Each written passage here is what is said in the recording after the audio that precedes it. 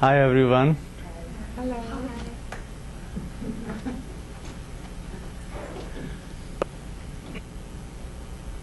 Let's pay attention and get our attention into the now. And this is how you do all the time. Very simple. So let's do that.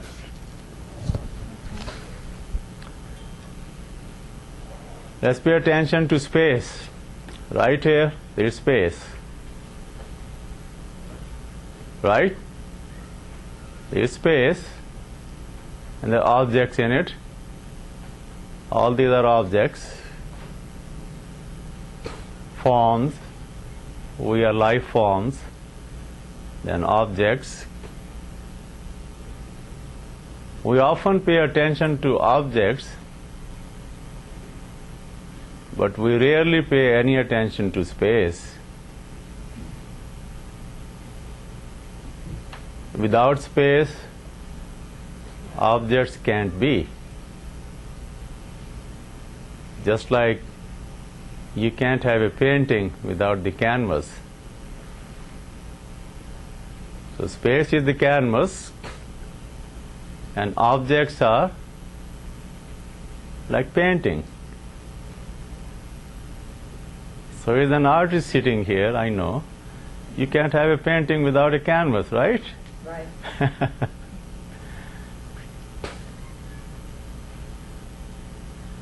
So let's pay attention to space. Whatever we don't pay attention is not obvious for us. And whatever we pay attention to becomes prominent. So because we don't pay attention to space, it's as if it doesn't exist for us, but yeah, it's here. So let's do that. Let's pay attention to space.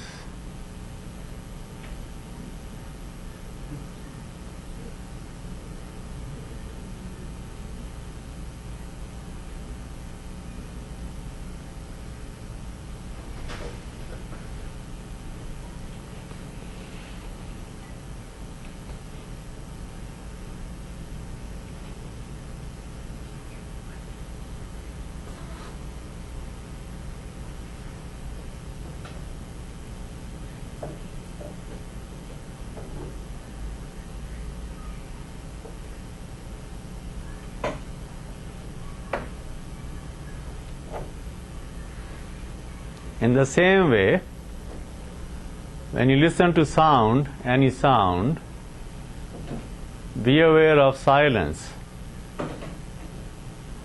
Without silence, sound cannot be. It's the same thing. Silence is the canvas, and sound is the painting.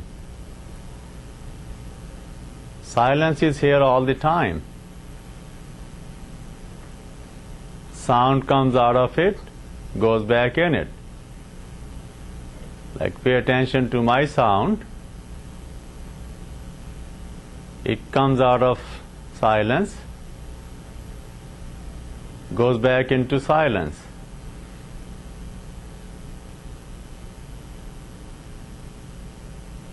Comes out of silence, goes back into silence.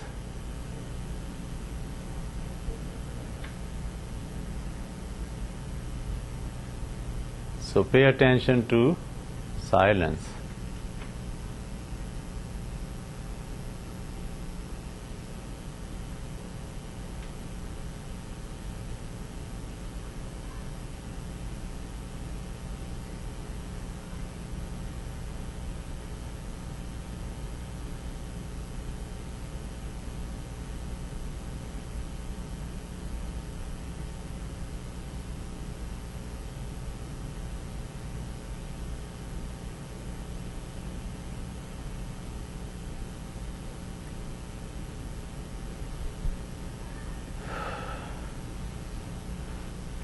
In the same way,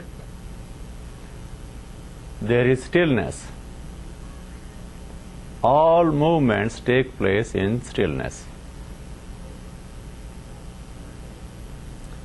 Stillness is the canvas, and movements are the painting.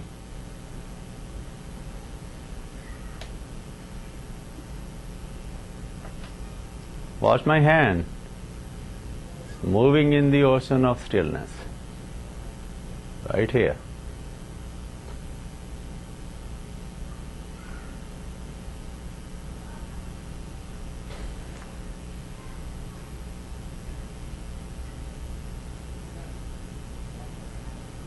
Space, silence, stillness. All objects in it, all sounds in it, all movements in it. As if we can say, space, silence, stillness is the canvas for the painting of the universe. What else is there?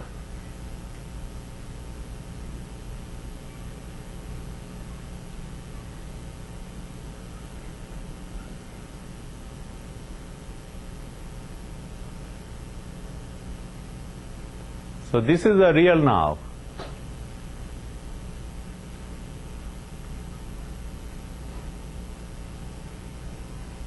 So as long as your attention is in the real now, there is no stress. As simple as that. It's not complicated at all. And this is the natural state of all life forms to be in, including humans.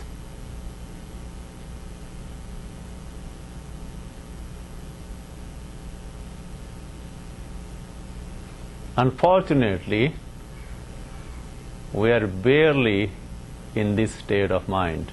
Isn't that the truth? Yeah.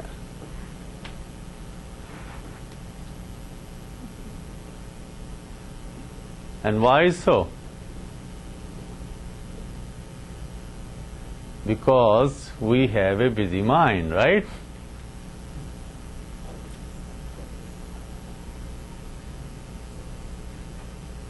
So this busy mind sucks up all of our attention, and that's why we are barely aware of the now.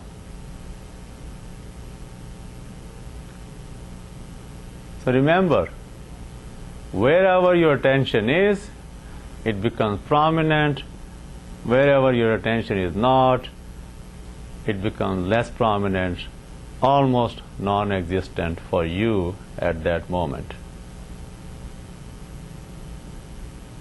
So because your attention is sucked up by this mind here, you are barely aware of objects, sounds, and movements. Almost completely unaware of space, silence, and stillness.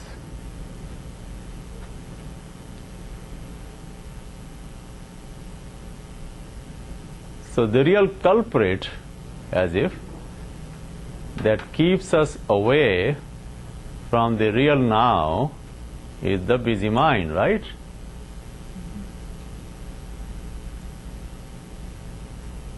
Now let's look at this busy mind.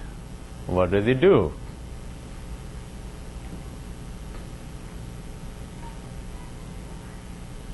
It's always saying something, right? Why did it happen? What if? What if there's a thunder cloud in Yosemite and we get stuck there?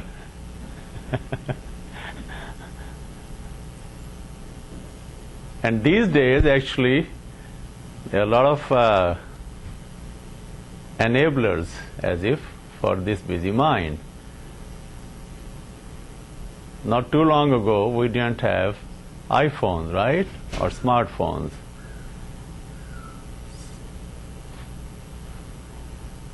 But these days, wherever we go, we carry that smartphone with us, right? So let's go to Yosemite.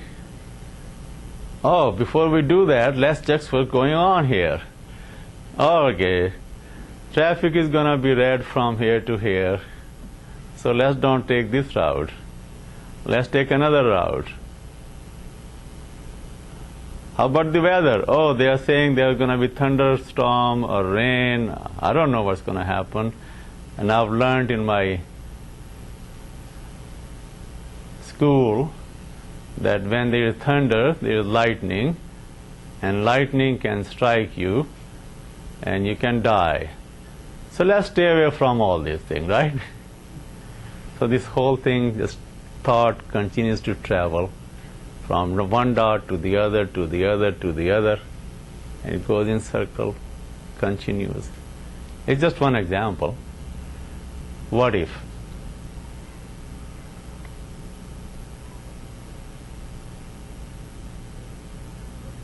What if I don't pass my exam? Then what? What if I miss my flight at LAX? Then what? What if I get bit by mosquitoes? Then what? I may get some disease. Somebody told me that these mosquitoes, they carry viruses, and then it can affect you badly. And then you can just Google anything and all the information is there. How many people died of that disease, that disease, that disease. And it's like, what if that happens to me, right? Okay. So that's what I'm saying. We have a lot of enablers these days. Not too long ago, we didn't have these internet. So the enablers were a little less, like you will read things in the newspaper or on the TV. And not too long ago, I grew up, and back in Pakistan, there was no electricity when I was a child. There was no radio, there was no newspaper, right, Ji? Nothing. And so there were less enablers, right? That's all. You'll hear gossip things from your mom or dad, that's all. But that was an occasional thing. So the mind was less busy. So the mind is getting busier and busier. And when mind is busier, it sucks up more and more of your attention. And with that, there is less attention left for the now, for the real now. And then thoughts sometimes go in this direction. Why did it happen to me? Why did I do that? Why somebody insulted me? Why somebody didn't listen to me? Right? This is what we call my past. So we are constantly paying attention to these thoughts swirling in our head, and sometimes we call it is my past, sometimes we call it is my future. It's none of those. It's nothing but those thoughts swirling in your head with some images, yes. That's all. We call them as my memories. That's it. There's some images, some thoughts going on in your head like a movie. It's not real. What it points to is never real. It has either happened not happening now, right? Or mind will say it may happen, but absolutely not happening now, right? So these are nothing but thoughts and images swirling in your head, that's all, no more.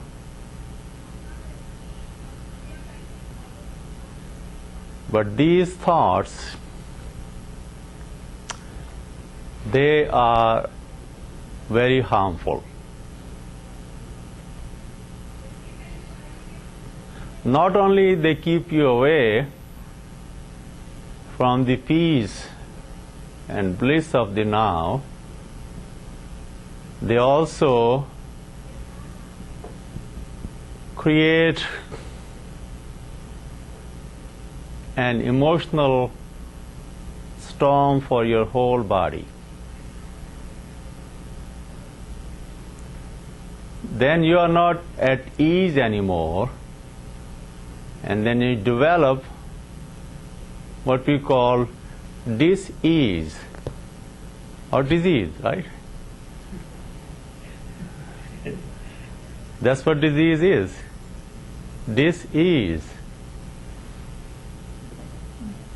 When you are not at ease, you have disease. The word disease says it all, actually. You don't have to go beyond it. So when your attention is in the now, like right now, you are at peace, right? You are at ease, right? No one has to prove anything, no one is in the past, no one is in the future, right? No one is judging anyone. Everyone is at ease, right? Anyone who is not at ease, please raise your hands. Everyone is at ease, right? And how often do you stay like this? Not very. So when you are not at ease, you have disease. Please remember that. So whenever you are not at ease, you are creating disease.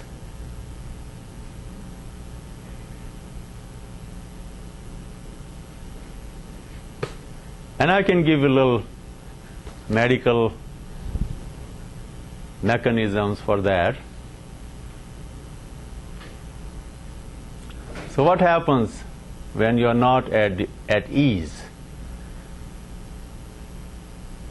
You are sucked up by this busy mind. It's creating, let's observe first, the so-called future. What will happen? What if?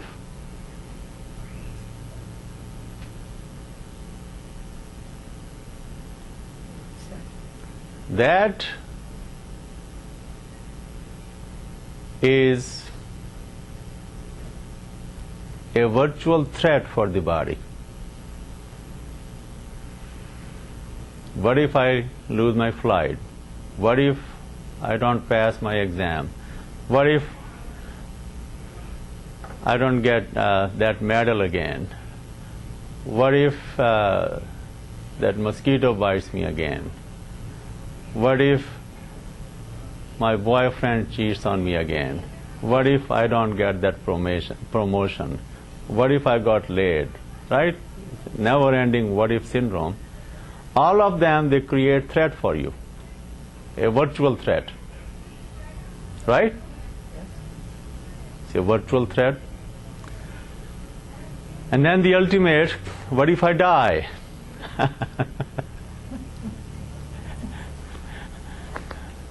And then what?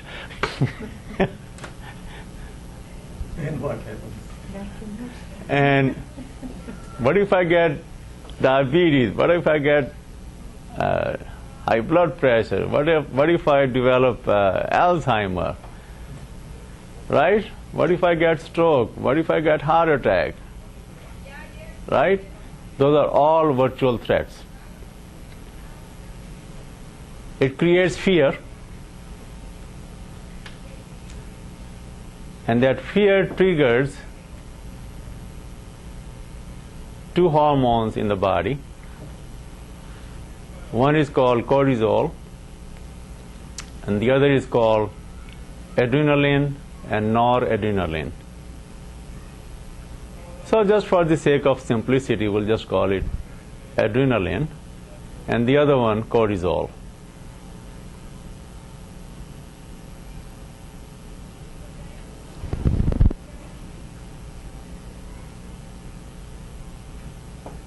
And both of these hormones,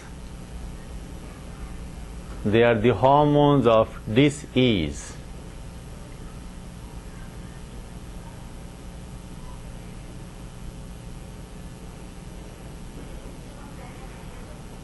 And they affect every tissue in the body.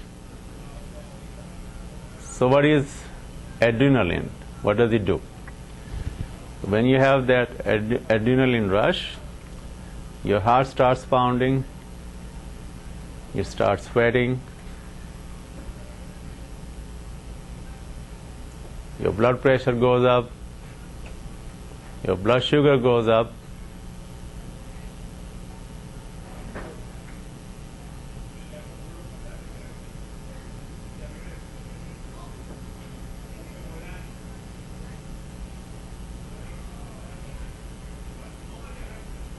and what does cortisol do? Increases your blood pressure, high level of cortisol, increases your blood pressure, increases your blood sugar,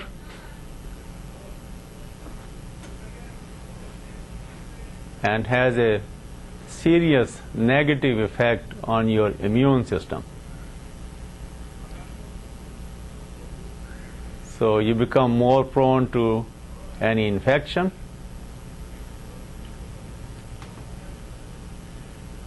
and there are immune cells that specifically kill any cancer cell.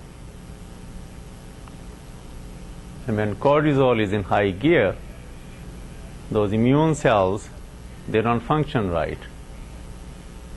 Therefore, you become more susceptible to cancer formation.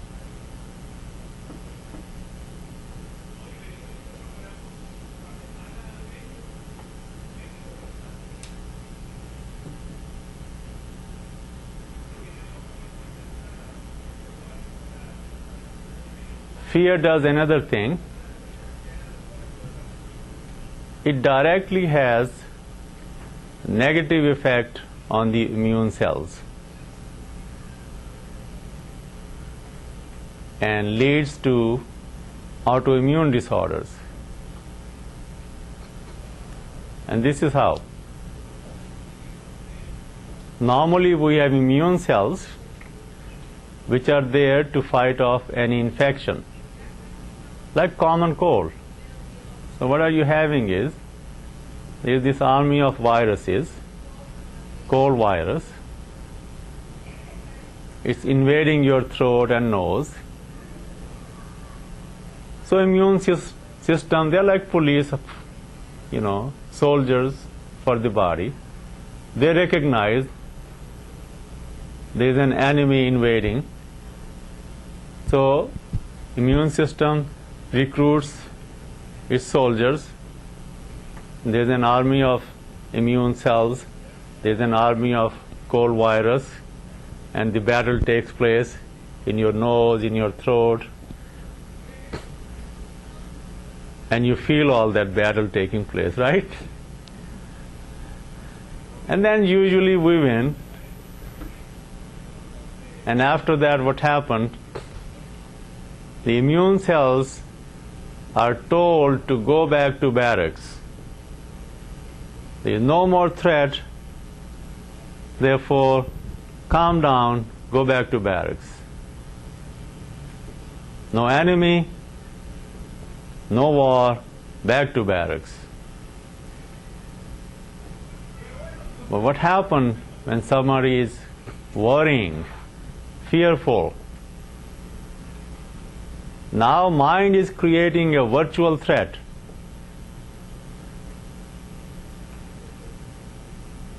Now there is no real threat,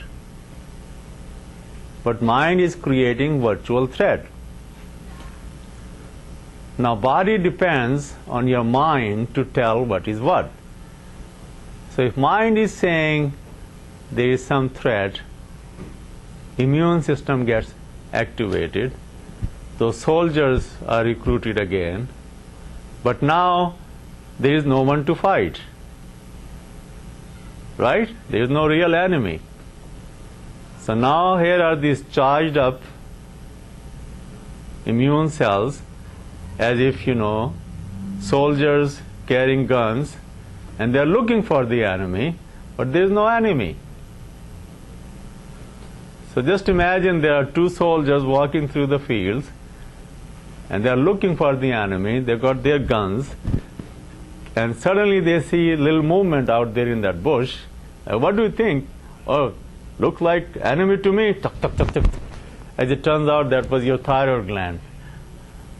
They killed your thyroid gland, and you develop what is called autoimmune thyroid disease. So these charged up soldiers, they can attack any tissue in your body. If they attack your thyroid, we call it autoimmune thyroid disease, which have two forms, Hashimoto thyroiditis or Graves' disease. Or they can attack your insulin producing cells by the pancreas, then you develop type 1 diabetes. They can affect your lungs, you develop asthma. They can attack your skin, you develop eczema. They can attack your joints, you develop rheumatoid arthritis, and the list just goes on and on. So what's happening here? Your body is not at ease, right? Hence you are developing disease. Right? It all starts because you are not at ease. Because mind is saying that something is going to happen. Something bad will happen, right? So that's the whole that we call my future. It's just nothing but movement of thoughts, that's all. Thoughts going from here to here to here, just connecting those dots, going in circles, that's all. But it's creating dis-ease for you. You are not at ease, hence you are developing dis-ease. Got it? Make sense? All right.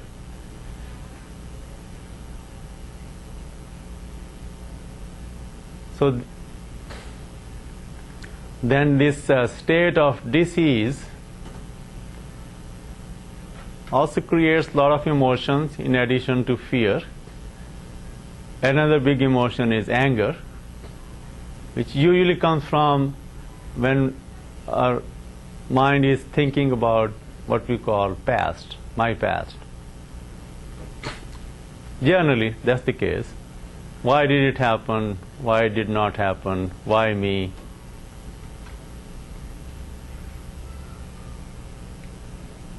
Also, we have expectations from someone, and someone didn't behave the way he or she was supposed to behave. So why she didn't behave like a good girlfriend, like a good wife, like a good employee, like a good desk person, like a good receptionist, like a good clerk, right? Like a good air hostess. The list just goes on and on, right? So we expect everyone to behave in a certain way, and when they don't, for one reason or the other, we get frustrated, right? And we don't let go of it, actually. It happened a month ago, I'm still fuming over it, right? And we tell it to our friends, and they generally agree with us, that's why they are our friends, right? If they don't agree with us, they are not our friends anymore. right? So you're telling your story, and they are sympathizing with you, and collectively you create this whole cloud of negativity. See it next time yourself. When you're chit-chatting, and somebody starts saying something, oh, this is what happened to me, I was at the airport, and this is what they did, and then somebody else will tell you even a more sensational story. Oh, that's nothing. Now listen to my story. And those stories never end, right? Yeah. Everyone is trying to outdo the other person, right? And observe it yourself. Sometimes it helps. My dad was living with me, Uh-huh. and we had got blood pressure machine. Uh-huh. So we took his blood pressure.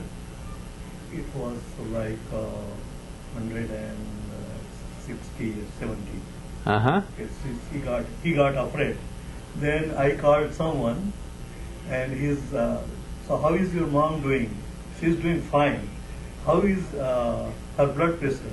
She said 200. So I told my dad. He was very happy. So that's Sometimes it helps. that is comparison. I am better than the other person. And then when you are not better than the other person, then you feel really bad, and your blood pressure will go through the roof too. And because if you were to tell your dad that someone's blood pressure is 120/80, then he'll panic. Oh, mine is too bad. I'm about to have a stroke. If I So- told my son the same thing about me, my blood pressure is now, no, something is wrong. There you go. It is not your blood pressure. Yeah. It cannot be. That is what my son That's right. It's so. Mind is funny thing. It's always comparing, competing, judging. Those are three things. Watch it yourself. How often you are comparing yourself to someone else. So when you think you are better than the other person, for a moment you got this elation. And that also actually triggers adrenaline.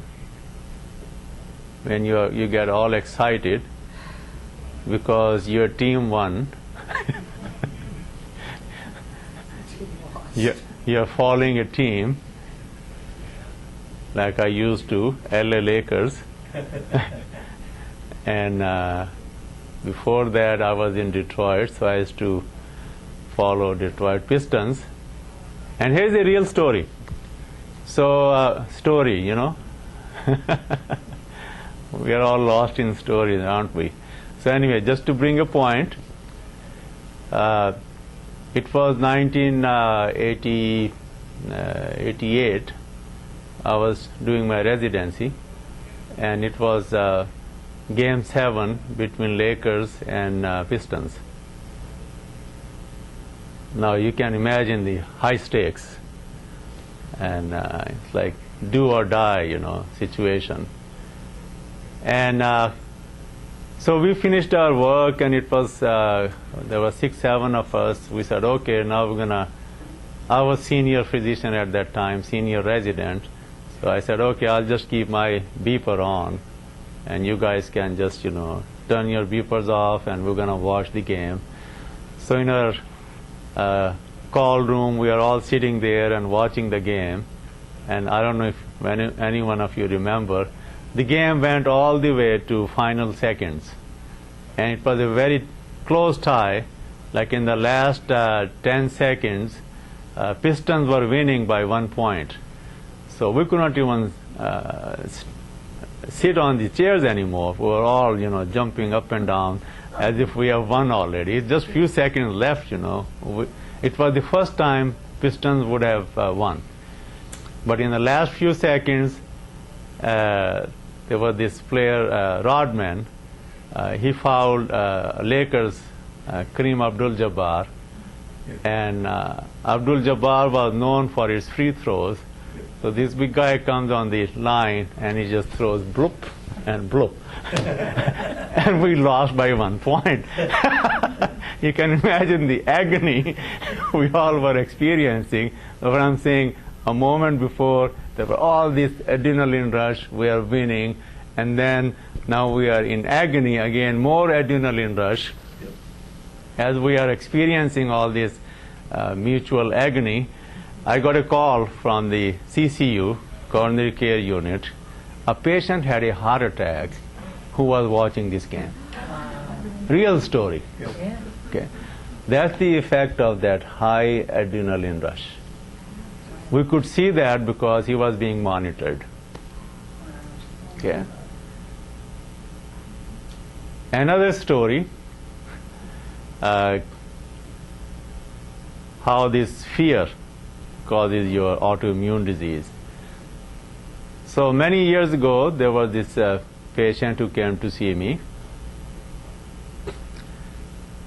She was a bit unusual because usually patient by himself or herself and maybe a spouse, maybe a child or two. But this couple had 5 children with them, and they all came in the exam room. So you know, exam rooms are pretty tight. And so it was interesting. The dad was calling all the shots, and he will ask every child to step forward and say his name. So every child will step forward, say his name, and go back. And then next one. Remember that movie, yes. Sound of Music? Yes. It really reminded me of that. And the patient was his wife, and she did not say a word. So this gentleman was calling all the shots. What's wrong with her? What are the symptoms? Everything. So I thought it was a little odd, but I just went on and got all the information. So she was suffering from overactive thyroid, we call Graves' disease. It's an autoimmune disorder. So I gave them prescription, discussed all treatment options, and then I told them to come back in 2 months because that medicine has serious side effects. I wanted to keep an eye on that. It's way early days, about 20 years ago. So they came back in 2 months, and same thing took place. You know, it was interesting. All 5 children came. Dad will say, "Okay, you," and the whole Sound of Music scene got replayed, and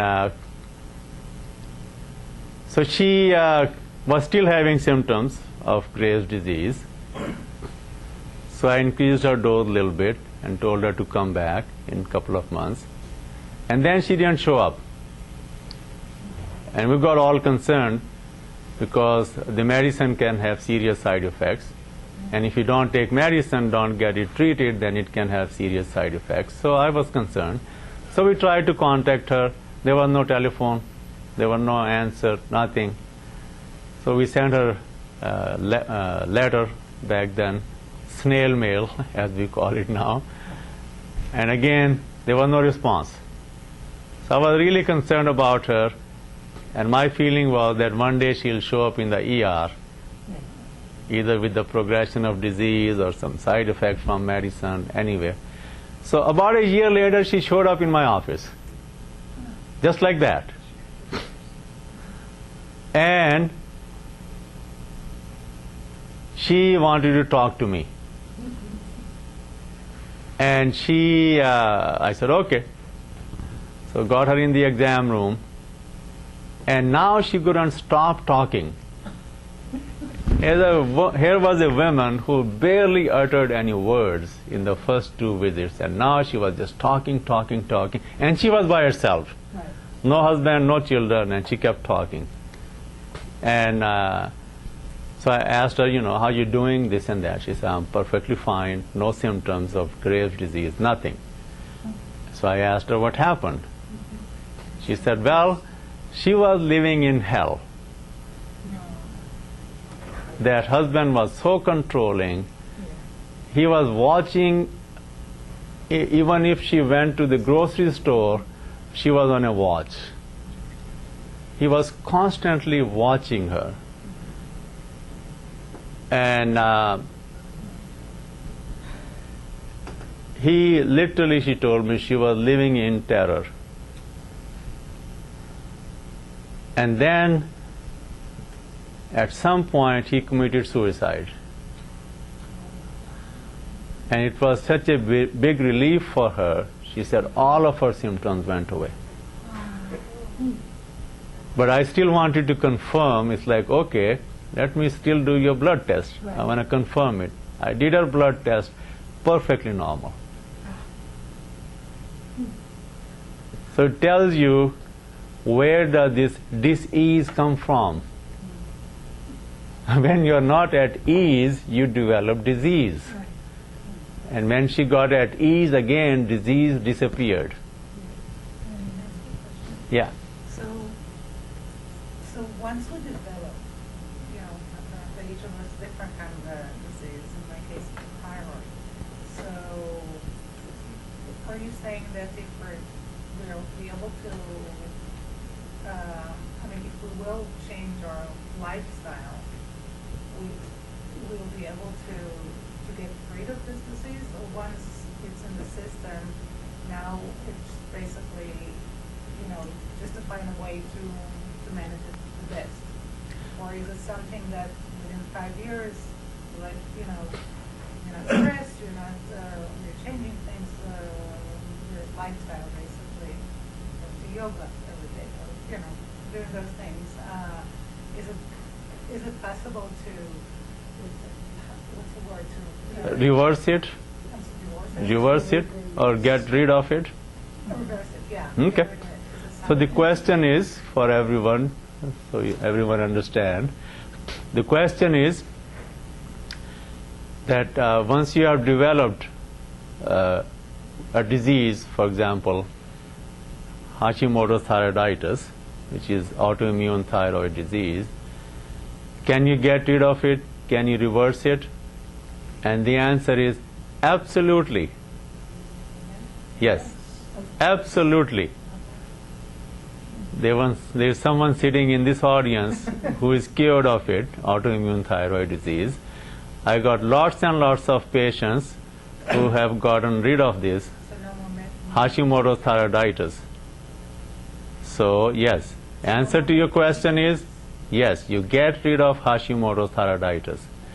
And if you read my book, Hypothyroidism and Hashimoto's thyroiditis, I've actually written there several case studies where their Hashimoto's thyroiditis got cured completely.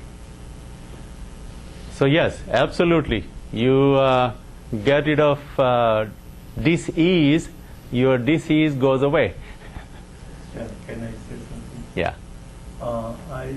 I got my triple bypass heart surgery in 1997, like 20 years ago. And since then, I am with Dr. Zaidi. I am a normal person. Sometimes, in between, like 3 years ago, my A1C was going up and up. So the last time it was 7.6, something like that. Then he started counseling me. When we sit together, like half an hour about this disease and medicine, like 10 minutes. 20 minutes he was talking about the value of now and what he told today, something like that. Then my A1C started reducing, and right now it is 6.1, and I am diabetic. So the reason I'm telling you this is I am an example, and two things, medicine and counseling, both works. If we have to seek the help two ways, it is not one way, then it will help a lot. And we are fortunate that the medical person is saying something about what we call spirituality or the psychology. Okay, so Thank you. thank for your comment. Thank you for sharing your story. Thank you for sharing your story. Yes. You want me to share? Why don't you share your story? Why not? Yeah, I think because it helps people. So, in, March of 2015, I was diagnosed with Graves' disease, thyroid eye disease. It was attacking my cells were attacking my thyroid and my eyes, and it was very bad. And I took a drug before I met Dr. Zaidi. Long story short, the drug helped. It brought the symptoms down, but then they started to come back. So then my endocrinologist at that time, a very respected, highly respected man, said that they would have to zap my thyroid with radioactive iodine. And I just didn't want to do that. So I was on vacation. I was in Florida visiting family, and I was looking on the internet for a solution. There must be some doctor somewhere who could treat this without taking out my thyroid. And I found Dr. Zaidi's book on hyperthyroidism, and I immediately downloaded it into my Kindle, which is a good thing about the information age. Immediately downloaded, and I thought, where in the world is he? In Pakistan, in England? He turns out to be 6 blocks from my office. So I made an appointment right then. I went to see him in January of 2016. With counseling, with diet, with vitamin D, with supplements. I still have a thyroid.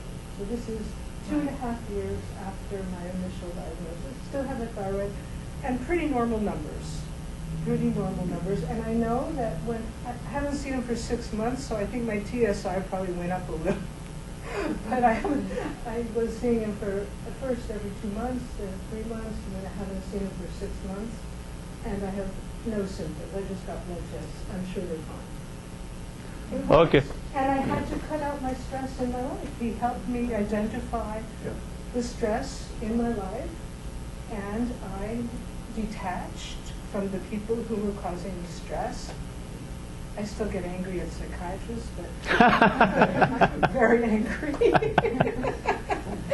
But mainly I detached from the stress. So that's my story. So to sum it up,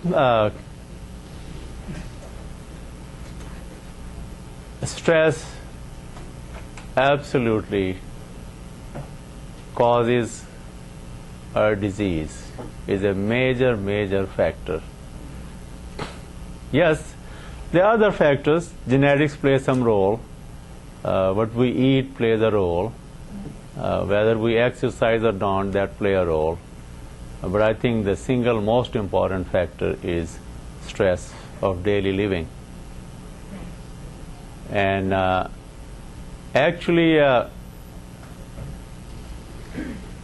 even at a deeper level, so what is stress? Let's talk about that for a minute.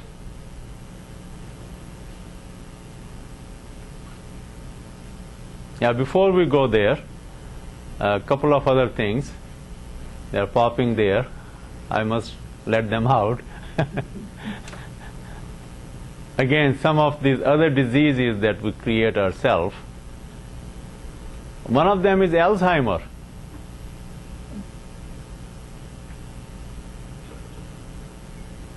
We don't know the cause for Alzheimer. We already have come up with a lot of drugs for it, and none of them really works. Just give you a lot of side effects. We don't know the cause for it.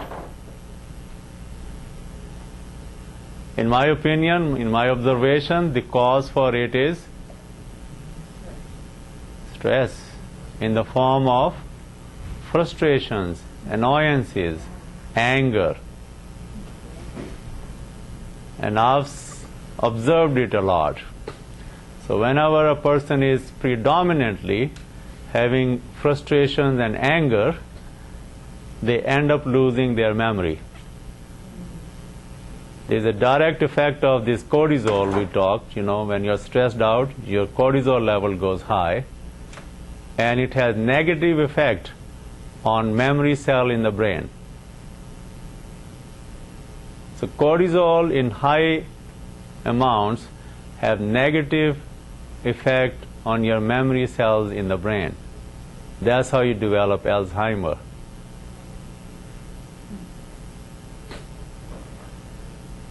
Same way, when you are having this high adrenaline rush, you develop high blood pressure, you develop heart attacks, strokes.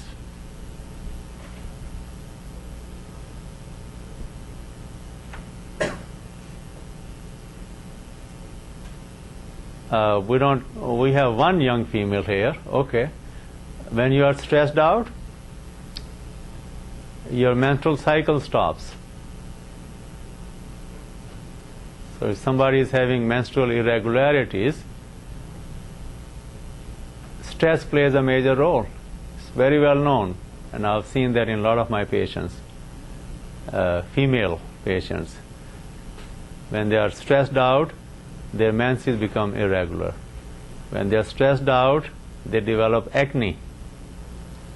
When they are stressed out, they develop ovarian cysts.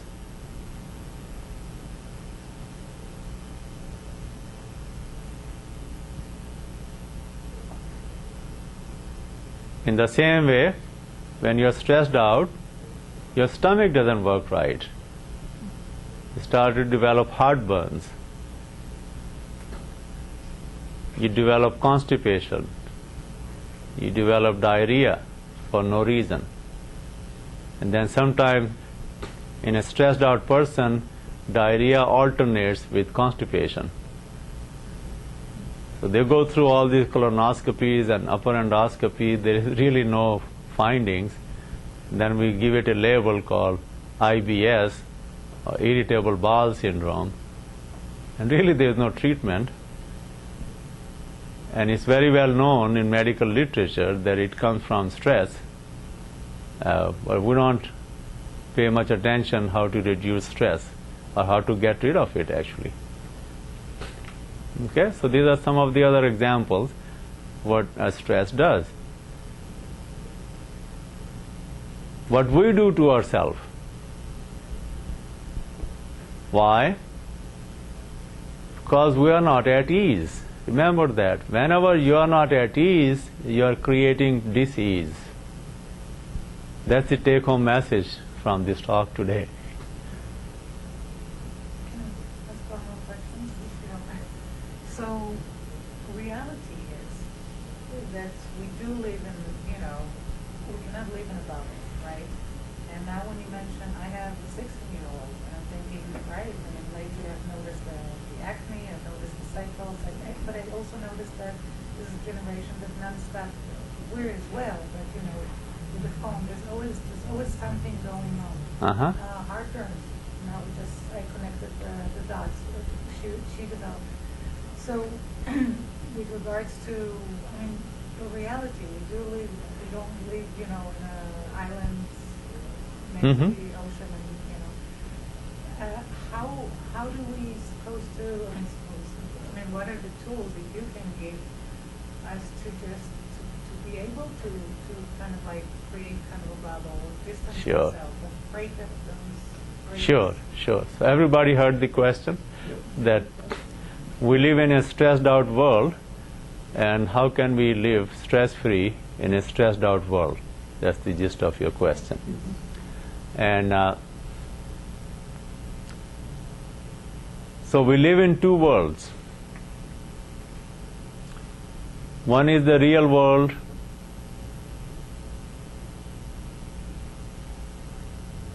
always in front of our eyes, and in it everything is real. Now what is real? Real is what you experience without any interpretation from your conditioned mind, like we just did as we started. So in the real world, that's what I mean by the real world, I don't have any conditioning of my mind yet, like a newborn baby. I don't know any language yet, like human language, English or French or whatnot. And one thing you may observe, that we always think in terms of language. So when there is no language, there is no thinking. And language we are not born with. Language we learn as we grow up in a society. So at birth and in the first few months, we aren't thinking. Why? Because we haven't learned language yet. So we don't have busy mind in the first few months. And that's why we are so much at ease. There is no disease, there is no blood pressure, there is no diabetes, there is no cancer. So yes, we have our physical needs. Once those are met, then we are at ease. And those few moments of dis-ease or discomfort are when we are hungry, right, at birth, or a diaper needs to be changed, or we are feeling cold, that's all. So once those basic physical needs are met, we are at ease, we are at peace. So that's the natural state of living. So bear with me, and I'll come to that, what has become and how to deal with this. So that's where we start. Totally at peace, at ease, and no stress. Physical stress here and there, but no psychological stress. That's why we are mostly disease-free at that stage. So without language, how we are looking at things at that age? We are not dumb, we are very smart. We're looking at things the way they are, really. Objects, animals, whatever, life forms, space, silence, stillness, sounds. So we live in the now naturally. That's the natural way of living in the now, without any language, without any interpretation, because it's the interpretation that triggers emotions. So we are utterly living in the now, and that's our default, as if default setting is to live in the real now. Well, what happens then, we grow up in a society, and it's a requirement to live in the society that we learn language, and with language we learn all kind of concepts. That's what all this schooling is all about. Mostly we learn a lot of concepts in school and at home, and then through the internet. So we are learning concepts, and concepts. With that, we are developing an entity which I call acquired self, because we are not born with this. We acquire it as we grow up in a society. And gradually this acquired self gets in the driver's seat and calls all of our shots. It controls our thoughts, it controls our emotions, it controls our actions. So this entity, psychological entity, which I call acquired self, gets in the driver's seat, and we get busy mind. That's what that is. That is the busy mind. That is your acquired self. That's the virtual me. You ask someone, who are you? They'll say, oh, I am Peter, or I'm David. Oh, really? That's your name, not you. Try to tell someone next time they meet you, oh, I am David. No, you are not. That's your name. Have fun doing that. You ask, what is your name? Yes. And you talk to a 5 years old that will tell you, oh, my name is David. But you know, you talk to a 20 years old, I am David, right? The difference.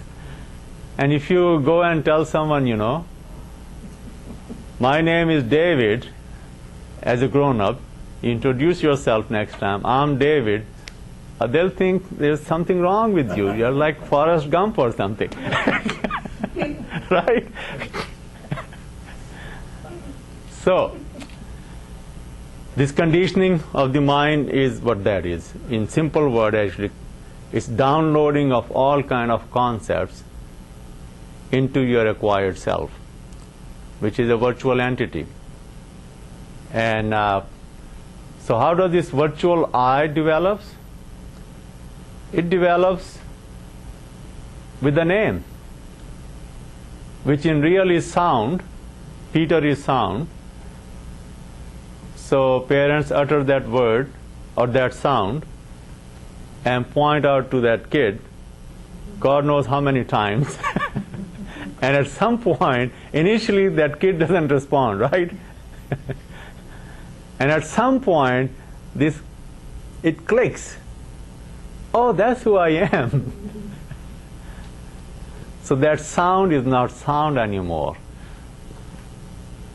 That sound has a concept attached to it, and now it becomes word. And that's who I am. Oh, indeed, yes. So that's the birth of the virtual I, and it continues to grab more and more concepts as it grows up in the society. And yes, schooling helps big time to download all those concepts.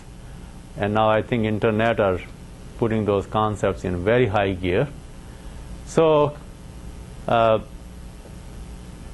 I said, it is a requirement, as if, to live in the society. You have to know language, you have to know those concepts. So in this way, actually,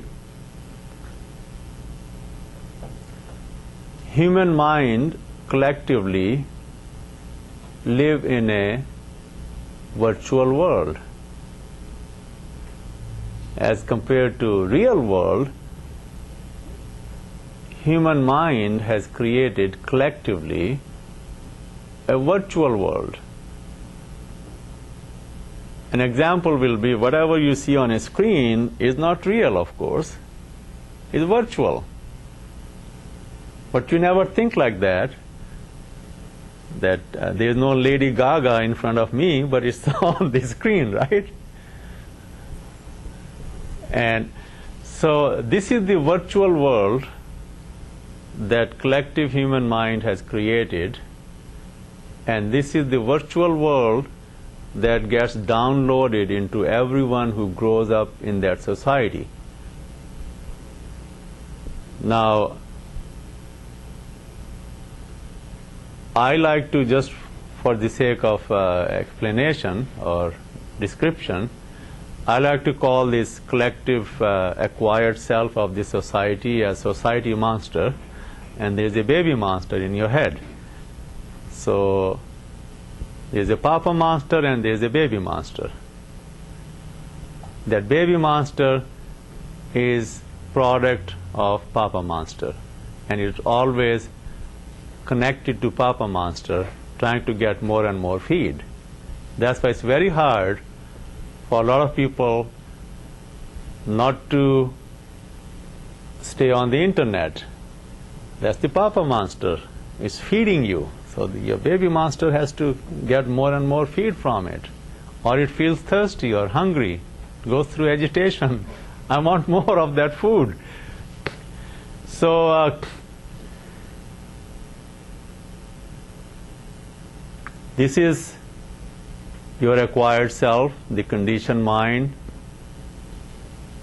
the baby monster, and collectively out there, and it's all virtual. There is no real me as such. What you think of me is virtual. like we just said, name, your religion, your nationality, those are all concepts. And depressing. I mean, Those are all concepts. So that's how this acquired self, as if hijacks your identity. You start to think that's who you are, and then in the collective human world out there, of course there are all kind of divisions. There's religious divisions, nationalistic divisions, cultural divisions, all divisions along all concepts. Somebody is pro-abortion, somebody is anti-abortion, somebody is Republican, somebody is Democrat, and it's all that virtual world, and we all stay consumed by the virtual world. And the more you are consumed, your mind is in that, your attention is in that human virtual world, the more stress you're going to have. So, we have observed that there is a real world in which everything is real, there is no concept whatsoever. There is no thinking, no interpretation. That's the real now. And then there is this virtual world which is basically in our head, full of concepts. Everything is virtual, conceptual. And that world is full of stress. Now, just to realize that there are two worlds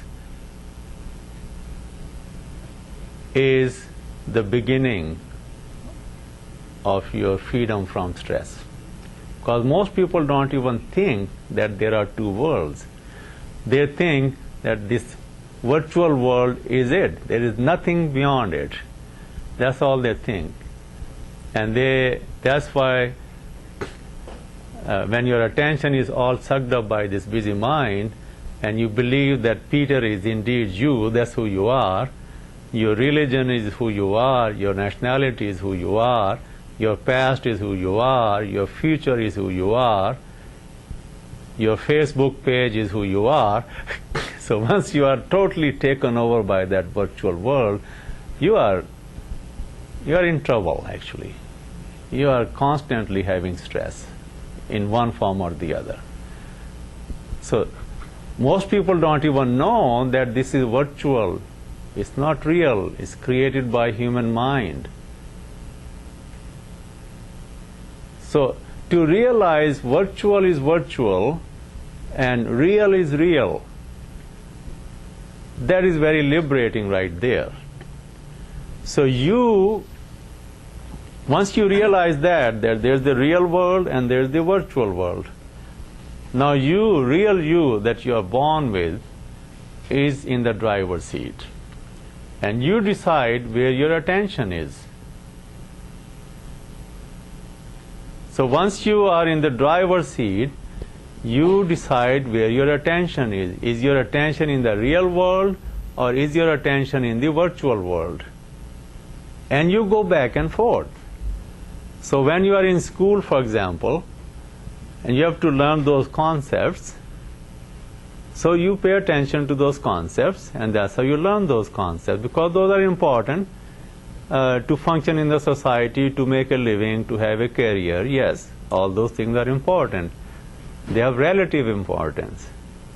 So you learn those concepts, so you could function in the society, you could make a living, all those things. But at the same time realize it's virtual. And once you are done with the class, once you are done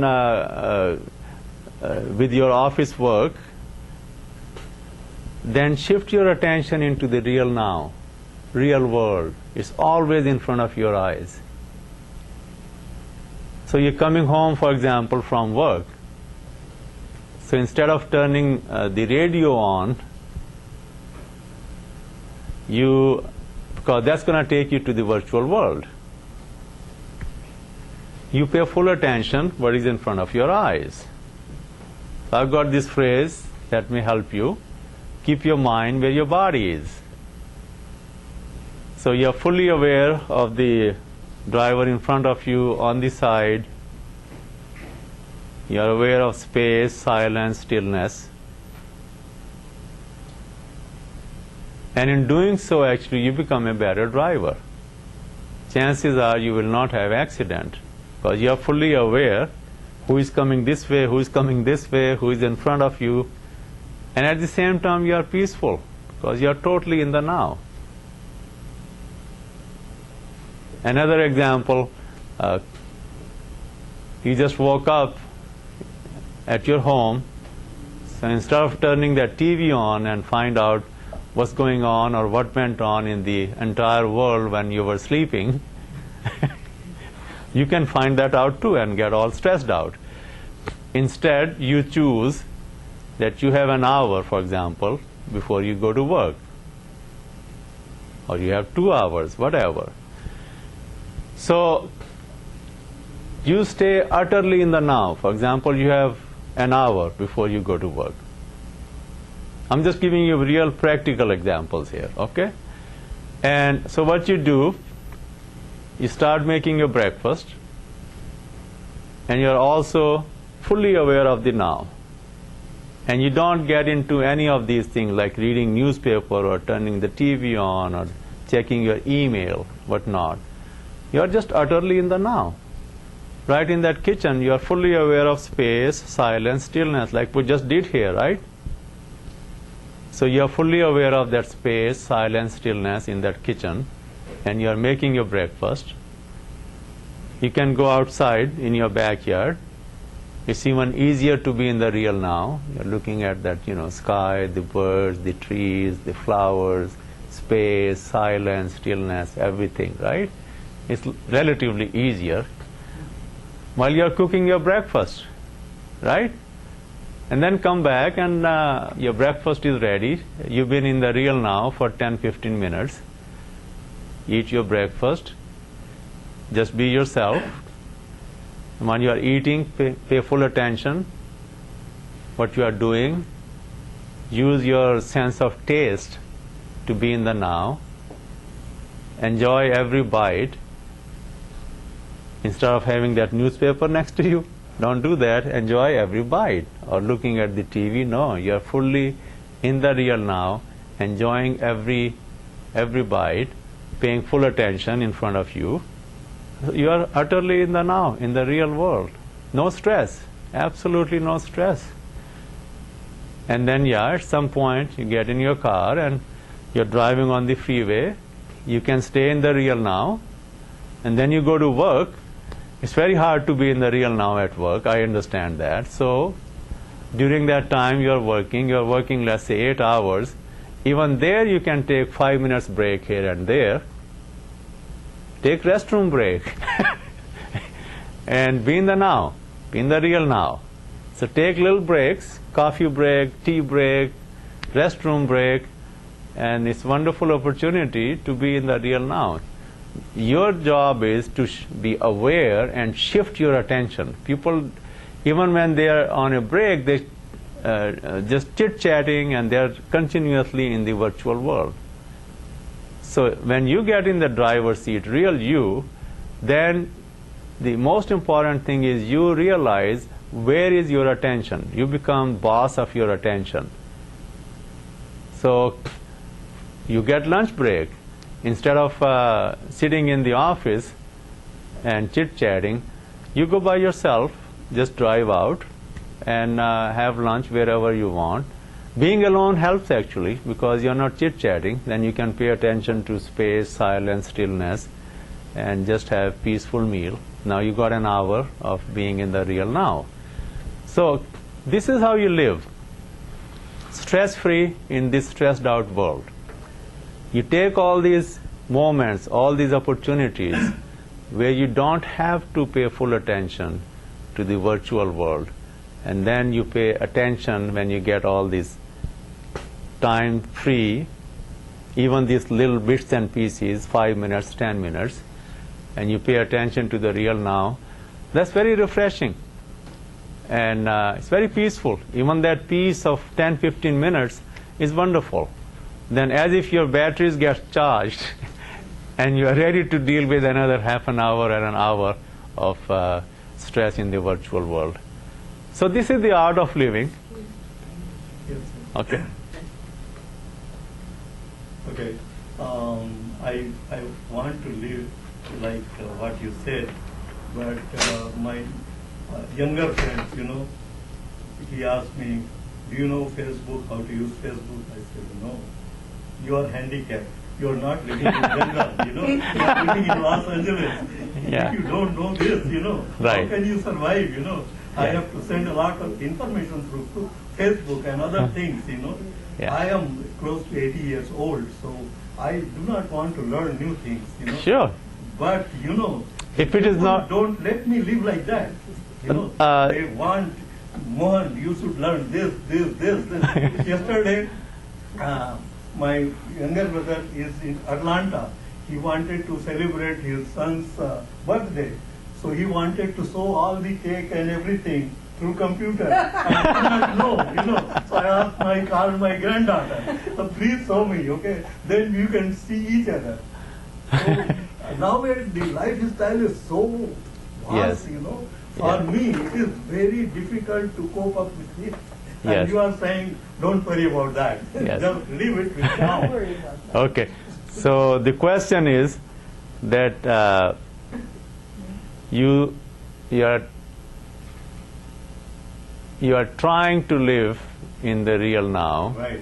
whereas Don't let me. people all around you are preventing you from living in the now, and they are making all kind of comments and this and that this is the reason why you should live in the virtual world. So if you are fully aware and clear about virtual world and real world, real you and virtual you, then there is no issue. It's your acquired self and their acquired self and the collective human world today. Yes, Facebook is important. Okay? How can you live without Facebook? Or something like that. Okay? Because that acquired self, virtual self, wants to be entertained. So he sends you some pictures and you get entertained. Okay? So yes, in the domain of the virtual world, what your brother is saying is correct, and most people will agree with that. But it's in the domain of the virtual world. So if you stay in the domain of the virtual world and try to find some real answers, you won't. These are two different domains. That's where the confusion comes. People try to find peace while their attention is 100% in the virtual world. It doesn't exist. It's only when you are free of the virtual world that you find peace, which is already here. And once you get in touch with that inner peace and joy, then the need for thrill and excitement goes away. These are two different domains. So once you have to be very, very clear about these two different domains. Don't mix the two. The problem comes when you mix the two. And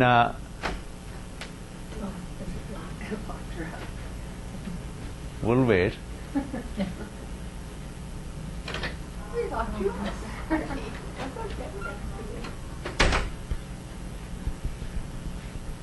So while you were gone, what we were talking, that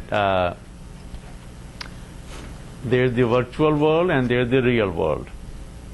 Don't confuse the two. Clarity is very important. What is virtual and what is real. So in the real world, there is no Facebook. Right? There's no life. In the real world, like we just described, there's space, silence, stillness, just objects, forms, that's it. There's no internet, right? Right.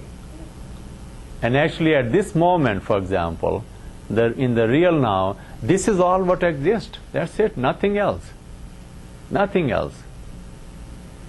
There is no president, there is no prime minister, there is no Wall Street, there is no Republicans, there is no Democrats, there are no Muslims, there are no Jews, there is no Christians, nothing.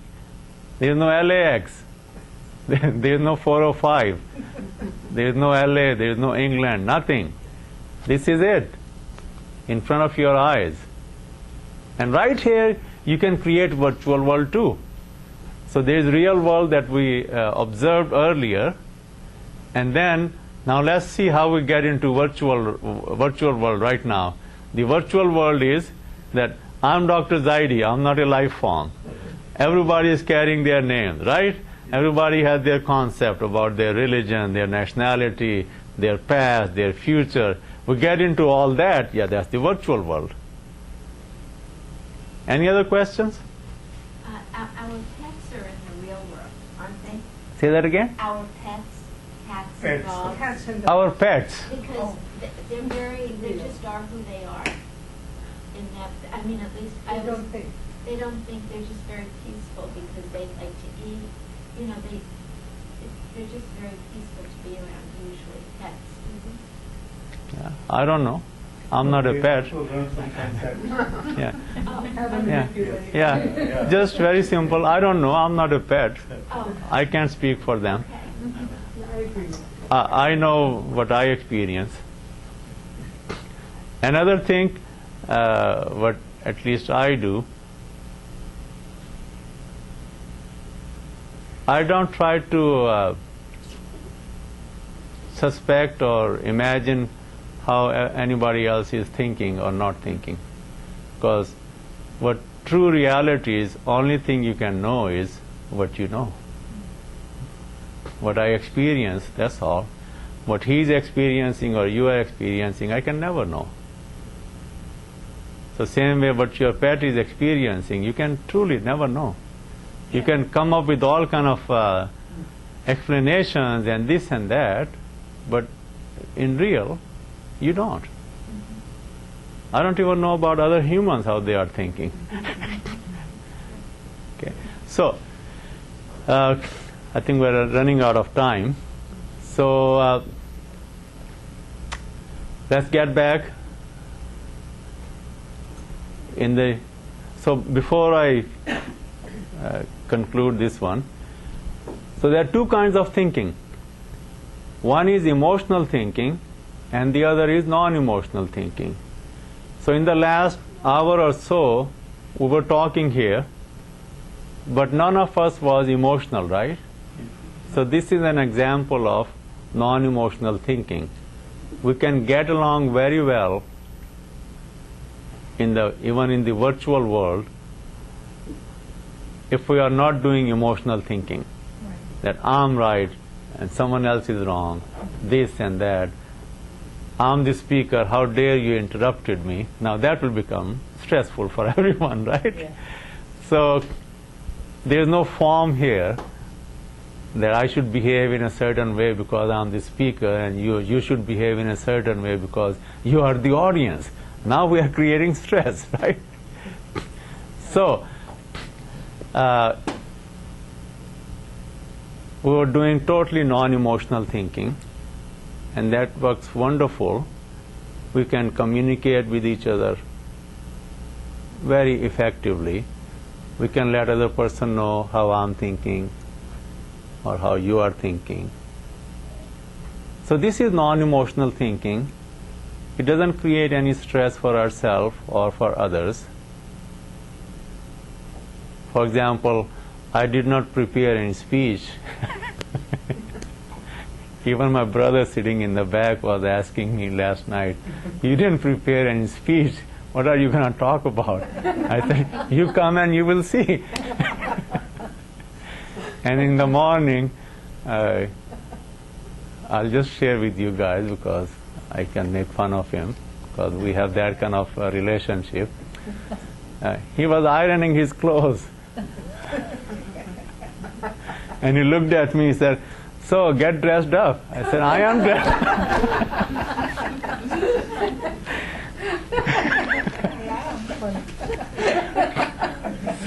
So he was kind of getting a little stressed out, ironing his clothes and this and that. Yes, if I was in the total group of virtual world, and I used to be, when I used to give those medical talks to other doctors, I'll be very concerned what kind of suit I'm going to wear, and I have to be on time, and I have to have certain tie and this and that. Yes.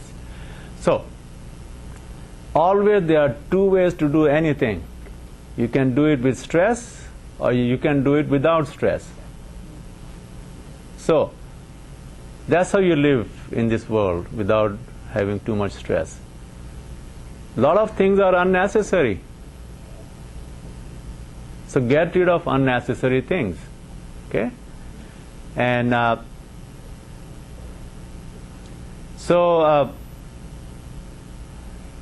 long as you are having non-emotional thinking, there is no stress. And actually you function a whole lot better at your job, while you are driving, talking to other people. Stay in a non-emotional mode, you perform wonderfully. You get in the emotional mode, you create stress for yourself, your thinking gets clouded actually. You don't think clear when you're in the grip of your emotions. Your productivity goes down, you become a bad driver, you become a bad worker, a bad boss. So, and you are creating problem for your own health. You are not at ease, you are creating disease. Alright, so don't have any negativity towards virtual world that some people do. It is what it is. It's your choice. So you function in both the worlds. So when you are by yourself, you choose to be in the real now and be totally peaceful, stress-free. When you are at school, at your job, on the freeway, especially at job or in school, now you are in the virtual world. Even here, don't have any emotional thoughts. Just do your work. Read your books. Do your assignment. That's all. You do it better when you don't have fear. What will happen? Will I get good grades or bad grades? Will I get promotion? Will my boss be unhappy? All those emotional thoughts create problem. So yes, non-emotional thoughts are wonderful. They help us to function in the society effectively. And emotional thoughts create emotional issues for us, for others. In addition, it's one of the main factors for creating disease. So in this way, we have a choice whether we want to create disease for ourselves or not. And it's a major factor. Okay, so here I will conclude, and we'll all practice what we have just talked, and we'll be in the real now. We'll pay attention to space, all objects in it.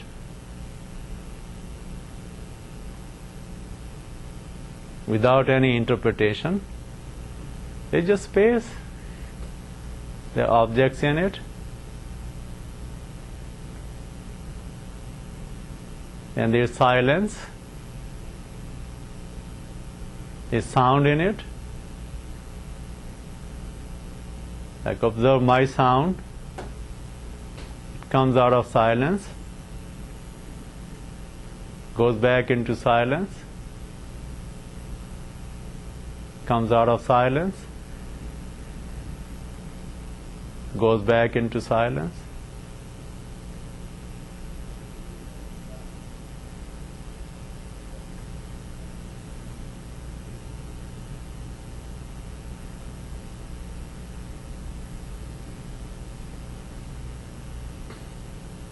Then there is stillness. movements take place in stillness. Space, silence, stillness is the canvas for the painting of the universe.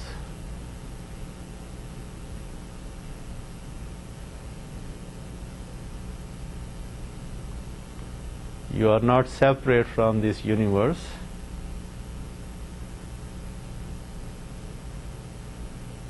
Real you is not separate from this space, silence, stillness. Space, silence, stillness is the universal intelligence behind the painting of this universe. Space, silence, stillness is the real intelligence inside you, residing in this dwelling we call our body.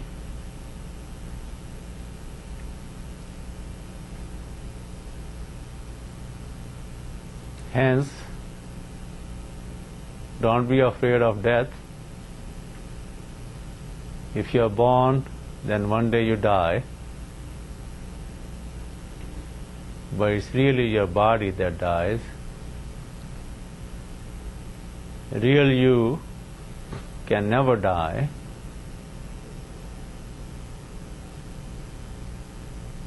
Because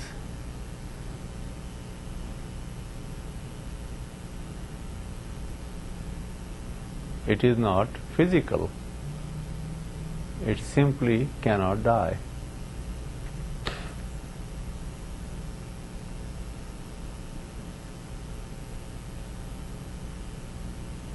So pay attention to your inner body, your chest, your whole inner body. That's where peace is. That's where joy is. Because you don't pay attention to it, you don't experience it. Once you pay attention to it, it's there. It's very live, very real.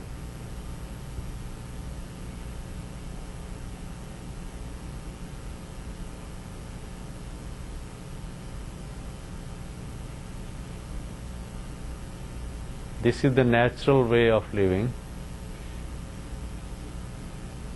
This is our default setting.